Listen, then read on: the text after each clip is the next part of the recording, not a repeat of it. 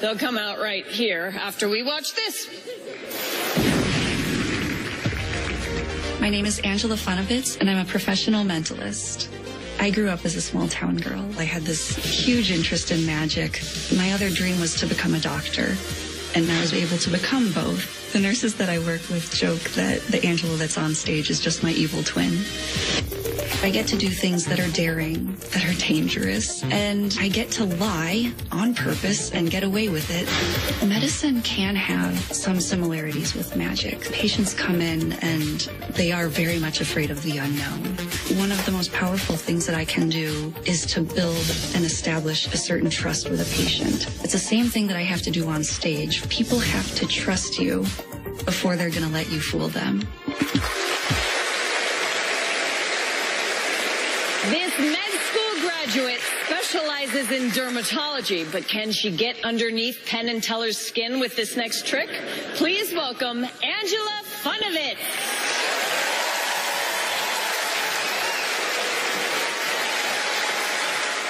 Thank you very much. Throughout the ages, there have been countless demonstrations of subliminal and subconscious influence that have proven to be nothing but a hoax. However, dozens of studies have shown that human behavior can be primed in various ways. With that idea in mind, we're going to play a game. I'm going to use this here paper ball to select one random audience member to act as a test subject of sorts.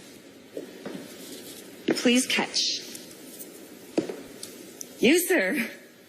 You'll make a perfect test subject. What is your name, sir? Jason. Jason. Yes. I'm going to be showing you a series of several images, each with a word association. So, starting off. Love. Danger. Fire. Chance. Poison. Having seen those, I'd like you now to take a look at this blank slate and form in your mind any word in the English language. You have one in mind? Yes. Go ahead and say that word for us out loud, please. Gold. Gold. G-O-L-D? Yes. Gold. And, sir, before we go any further, I must say, some people might wonder, is it possible for me to have influenced his decision and to say that I somehow made you choose the word gold with anything I've just done is completely ridiculous. But you haven't seen what's inside that box. You still have that paper ball in hand? Please bring it on up here and join me. Give him a big round of applause. Thank you.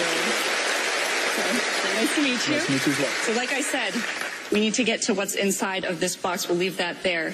What I brought for you, as you can see, is an American English dictionary. Now come right on over here. Okay. You and I are going to stand right here, and we're going to look up your word, gold. It's your responsibility right now. Go ahead. I'll do my best. All right. So let's see. We're at gaff, geometry, getting there. Mm-hmm. Gossipy. Oh, wait a second. What do we have here? We have page 210 on the left, page 213 on the right. You've almost found your word, correct? Go ahead and show that there is that one page ripped out of the center. Right about where your word gold should have been. Yeah. And the question is, where's the page? You'll remember when I came out here, I started off with a little paper ball. I tossed that paper ball out to randomly select you. Please hold this open just like this. Because this right here, in play the entire time,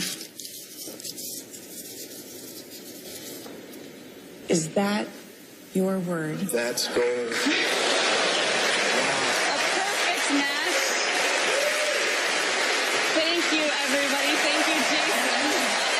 Ladies and gentlemen, that was incredible. Wow. Also, med school and magician. And magician, yes. And you sort of always, even as a child, had both in mind? Yes, I actually did. When I was 10 years old, I actually wrote an autobiography. It was a class assignment, and one of the topics was, what do you want to be when you grow up? And I wrote on that page, I want to either be a doctor or a magician. Turns out I ended up becoming both. I found that book a couple of years ago, and it was really a beautiful thing. That is so great. And do you ever get confused and do one when you're supposed to be doing the other?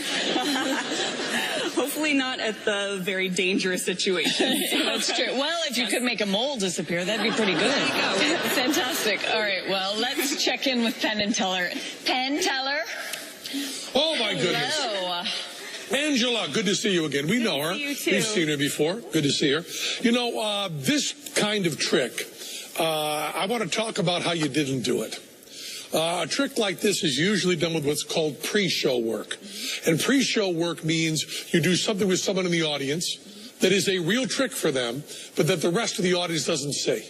And then you call on that person and have them, are you thinking of a word? And what you mean is you think of the word that we had you pick before. None of the rest of the audience knows that. That's called pre-show work. And it's one of the absolute rules we have on Fool Us, that you're not allowed to do pre-show work. So you've done a trick that would be amazing with pre-show work and is much more amazing without pre-show work, which you did not do. So, the trick you had to do right here, one of the amazing parts of it is that everything that had to be done was done right here on stage, crystal clear, and we just didn't see it. And what I want to talk about is women in magic who are... It's a very, very rare thing, and I'm so glad it's starting to happen more.